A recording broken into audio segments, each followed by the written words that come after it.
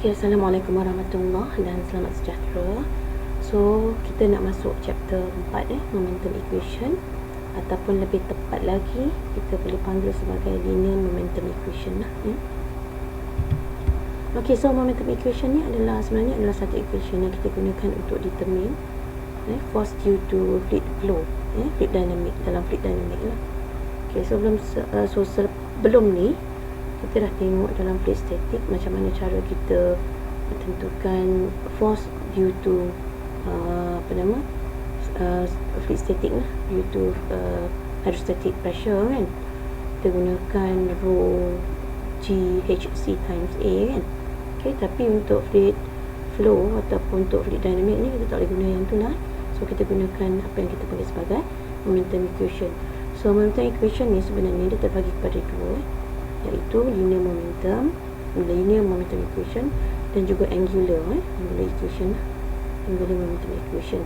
So dalam you punya syllabus kita nak fokus pada linear saja, kita tak cover untuk angular lah. So yang ini pun dah terlampau banyak. So mungkin ada satu yang saya nak highlight. So topik ni boleh kata antara topik yang agak susah lah sebenarnya daripada sebelum ni you dah tengok benda ni. Okay, nak kita tengok dia punya contoh application. So contoh dia yang pertama sekali kan, biasanya kita nak tentukan how much forces required on this pipe connection kata kan. So kalau kamu tengok dalam pipeline fluid mechanics memang melibatkan banyak application of pipelines. So kita nak tentukan daya yang bertindak pada pipe connection So ini pada faucet. So kalau kamu tengok dekat industri macam oil and gas industry kan, so dia memang banyak melibatkan pipe. So ada banyak pipe connection. Jadi nak kena tentukan jenis connection mana yang sesuai, daya, berapa banyak daya yang kita perlukan lah supaya connector tu dia tak tercabut sebab due to high fluid pressure lah dalam pipe Okey, itu satu. Kemudian contoh yang ini, contoh water jet. So kita nak tahu berapakah daya yang diperlukan to move this cut. Contoh dia, to move this cut to the right kata. Okey, yang ni adalah firefighter, fire hose. So kita nak tentukan, you tahu bahawa fire hose ni biasanya melibatkan pressure tinggi kan, high velocity, high pressure. Jadi kalau you tengok movie ke ataupun tengok berita ke kan, so tengok yang firefighter ni biasanya yang pegang hose ni biasanya bukan seorang, dia biasanya dua atau lebih sebab pressure dia sangat tinggi. So kita nak tengok, nak tentukan lah berapakah fireman yang diperlukan. Dan juga mungkin dekat sini ada connection between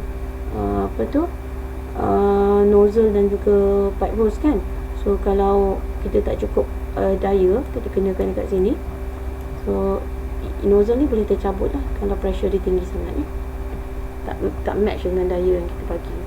So itu antara dia punya application lah tentukan daya kat sini. Okay, yang ni pula adalah case Pelton wheel. So Pelton wheel ni adalah one kind of water turbine, tapi dia jenis impulse impulse turbine. Kalau water turbine ni sebenarnya dia terbahagi kepada dua, satu impulse turbine dan juga reaction. Dia ada banyak jenis lah, tapi dia cluster pada dua yang besar, impulse dan juga reaction. So reaction yang kita jumpa pada hydroelectric tu kan, dekat dam So yang ni adalah satu jenis yang impulse ni dia perlukan high head, terus yang tinggi. Dia tak perlukan volume yang tinggi. Kalau reaction dia perlukan water volume yang tinggi. Yang ini perlukan head yang tinggi. So dia punya kat sini kalau kita gunakan momentum untuk tentukan daya yang dihasilkan oleh water jet ni ke atas bucket ni lah. So bila dia strike the bucket, so dia akan turn the wheel kan. So kalau tak cukup kuat ni, dia punya V-jet ni tak cukup besar, so yang ni tak akan turn So ini shaft ni sambung pada generator. So ada gambar yang real image, kita kita boleh tengok. Ni contoh dia. So ini dalam real image untuk Pelton wheel dalam apa tu, power station, ya. So nampak clean saja, tapi air tu sebenarnya dia duduk kat bawah floor, tak nampak So dia akan strike the bucket. So you nampak kan bentuk bucket tu macam tu nampak complicated. Kenapa bentuk macam tu? Ada sebab. Kenapa tak buat flat? Aku ada sebab So dia akan strike water jet tu daripada bawah lah. So dia perlukan terus tinggi mungkin kita punya reservoir tu, water reservoir tu duduk kat atas gunung. Yang ini power station duduk kat bawah sebab dia nak ambil advantage of square root of 2GH tu yang you buat, yang kamu buat sebelum ni dalam Bernoulli Okay, so bila dia strike, dia akan turn. So ni dia sambung pada, ini adalah shaft sambung pada generator. Ni adalah generator Ni generator. Ni kita punya turbine. Okay, so ada sebab kenapa bentuk dia macam tu.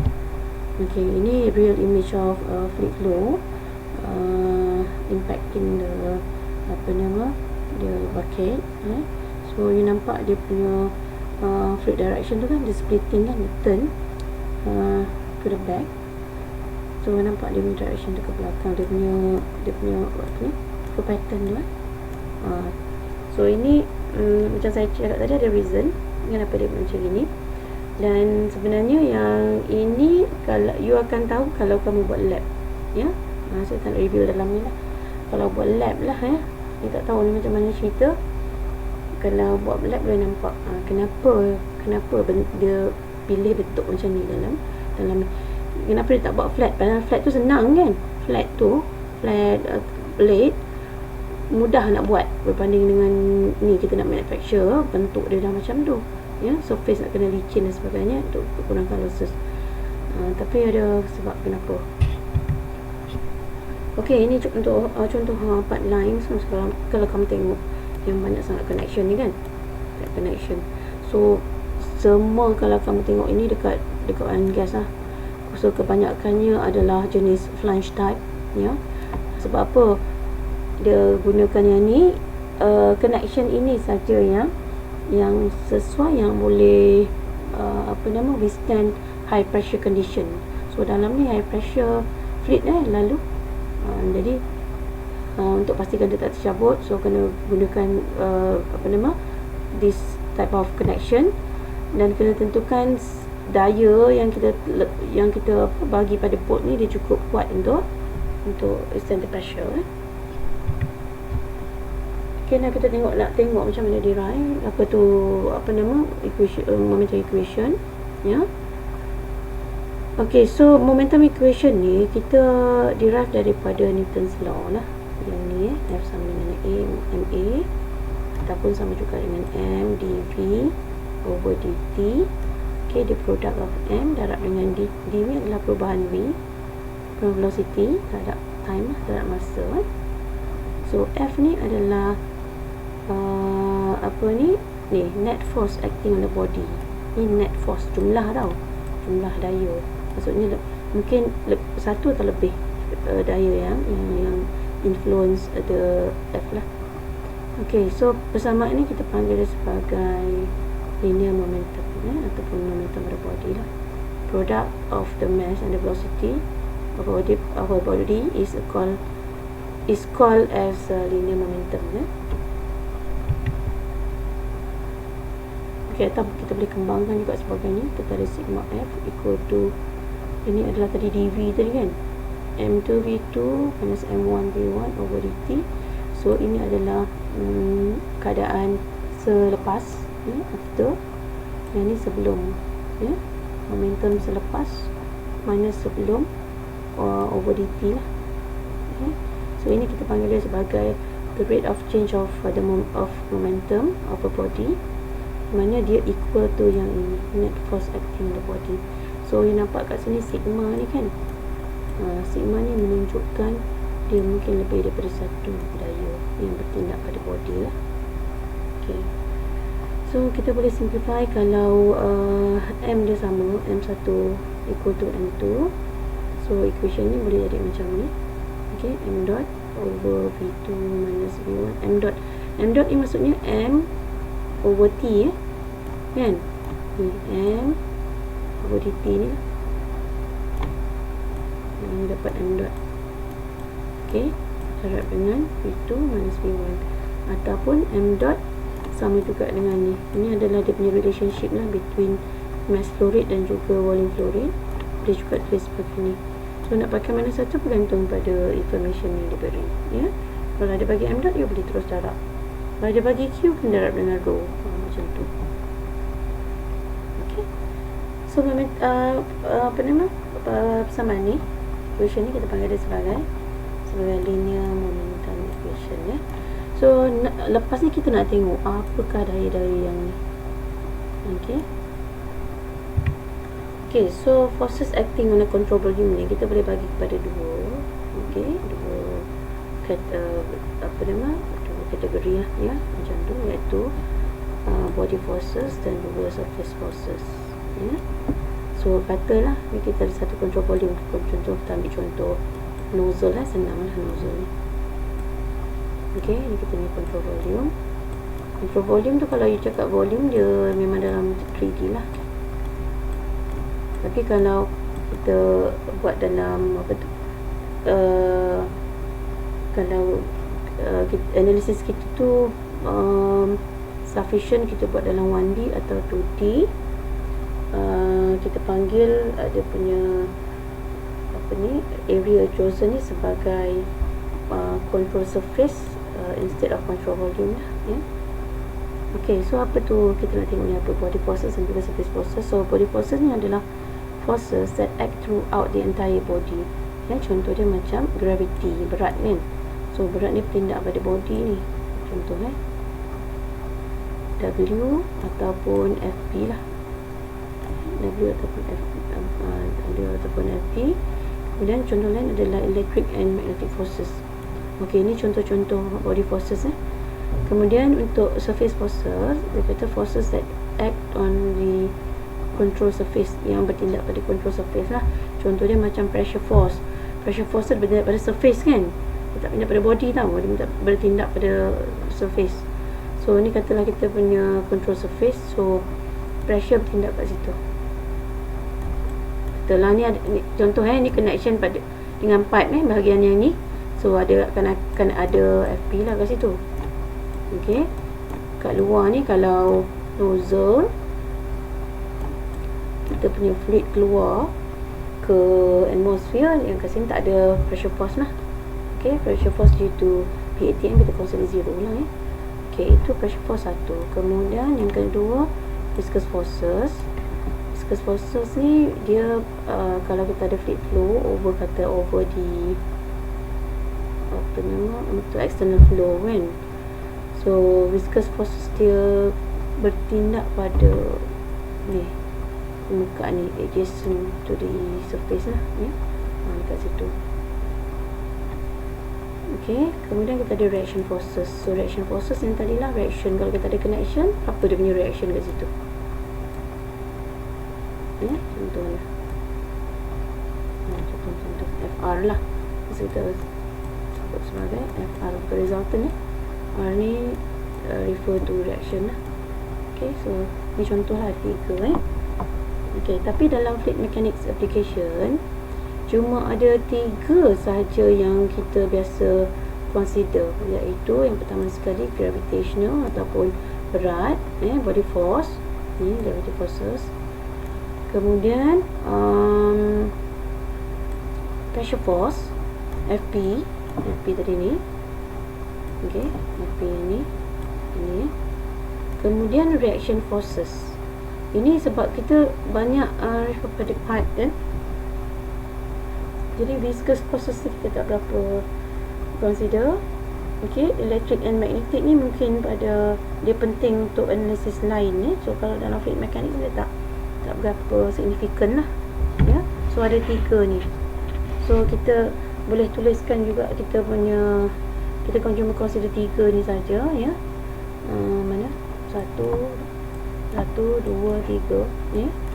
Jadi so dalam kita punya equation tu kan, tadi kita ada sigma F sama dengan M dot V2 minus V1. Jadi sigma F tu sendiri dia sama juga dengan ni. Okey. jumlah, dia kata sekali jumlah F body ataupun gravity force plus summation of pressure force plus dengan reaction inilah total reaction force so maksudnya dia boleh jadi lebih daripada satu ya. So kena identify, dia kena identify setiap kes keadaan tak sama. Itu dia punya challenge lah dalam momentum dalam topik ni Okay.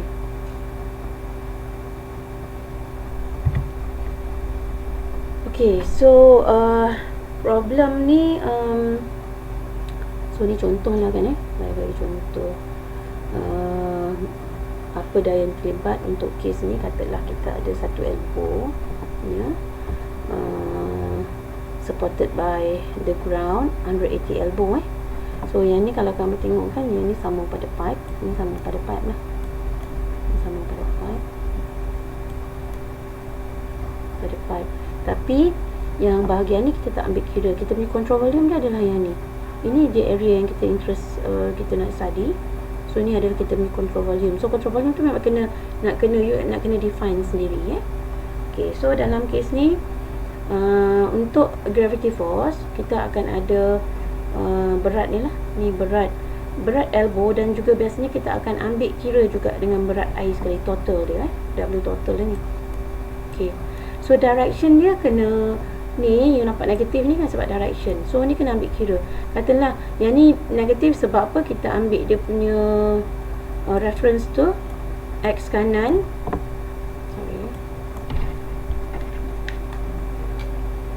okay, X ke kanan, Y ke atas. Okay, jadi kalau kamu tengok ni in Y direction tapi dia ke bawah kan, so dia dapat negatif lah. Okay, kemudian pressure force kita ada dekat dua-dua bahagian ni. Dia biasa dekat bahagian masuk pipe lah dua-dua. Sebab apa, ni bukan dekat atmosphere, dia memang sama pada pipe.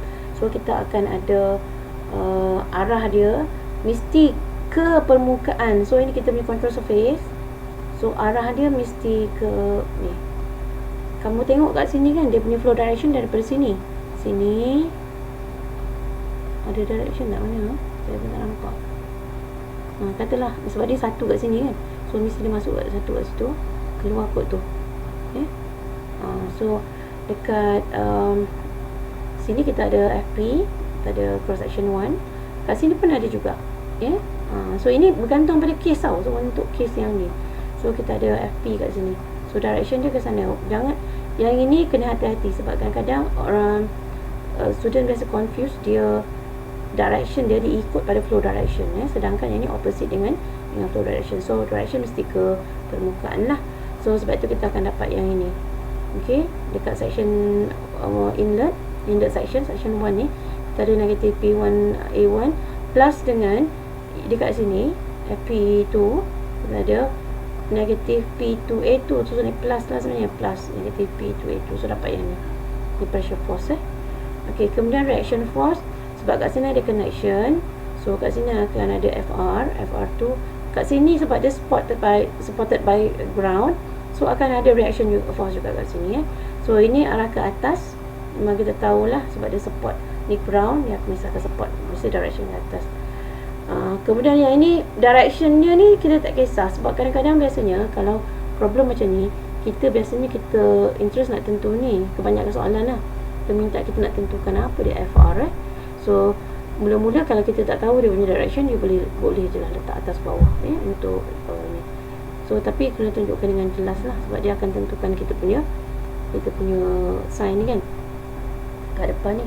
So ni arah atas dengan positif, ni punya arah atas positif, so dapat positif lah Okay, so bila kita jumlahkan, okay, kita akan ada kita punya persamaan kita adalah sigma F sama dengan rho Q V2 V1 kan, yang ni kan, yang adalah sigma F.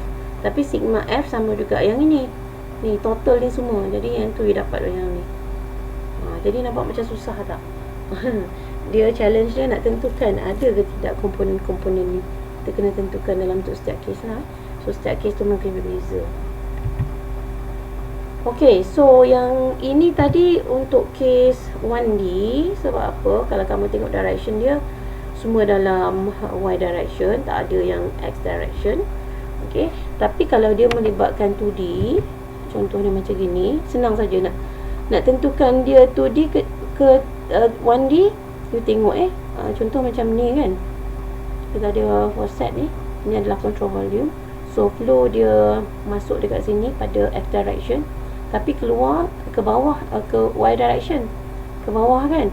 So kalau kamu tengok yang ini, tengok dia punya flow direction ni ada melibatkan dua, satu X, satu Y. Confirm you punya problem tu dia mesti melibatkan 2D ya. So kalau 2D ni biasa kita akan resolve kepada komponen X and Y lah, untuk memudahkan kita punya analisis So dia akan jadi macam tu lah. Total net force pun akan ada X komponen, kemudian Y komponen. Okey, yang ni saya akan tunjuk nanti terus dalam dalam contoh Okey, kemudian kita ada pressure force pun dalam X komponen, Y komponen, tapi dalam contoh ni FPY ni 0 sebab dia keluar dekat atmosphere. Okey, yang ni nanti kita akan tengok pada contoh, sebab nak terang kat sini nanti jadi panjang video ni.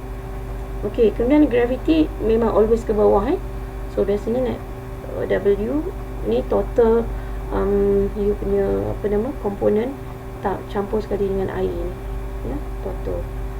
So FBX memang 0, dia tak ada komponen X sebab body force memang weight memang arah ke bawah kan. So remember, dalam banyak case kalau you follow this reference kan, X komponen mesti tak adalah untuk berat ya. Okay, kemudian reaction forces cuma ada kat sini ni pada ke sana, pada X direction, dia tak ada pada Y lah yang ni sebab tu yang ni 0. Okay, reaction cuma ada kat sini lah, sini memang tak ada keluaran kan, tak ada connection. Okay, tak apa, nanti kita akan tengok contoh, saya buat contoh, kita akan follow step ni. Okay, ni adalah general step. So saya akan ajar kebanyakan akan follow ni ya. Okay, so untuk syllabus ni kan kita akan tengok momentum equation pada application ini.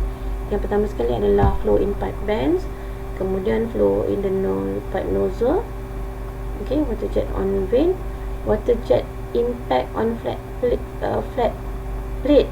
So yang ni ada 4 case, tapi saya rasa untuk PKP ni kan saya akan sentuh yang 2 ni sajalah. Dia sebenarnya ada 4. So 4 tambah ni ada 7 sebenarnya ya, ada 7. Tapi saya akan slash yang incline ni lah, tak cover incline so banyak sangat kot kan. So you akan ada 5 lah, sekurang-kurang ada 5 video yang saya akan buat sekurang-kurangnya. Contoh dah lebih tau sebenarnya. Okay, so next video nanti saya akan tengok terus pada contoh.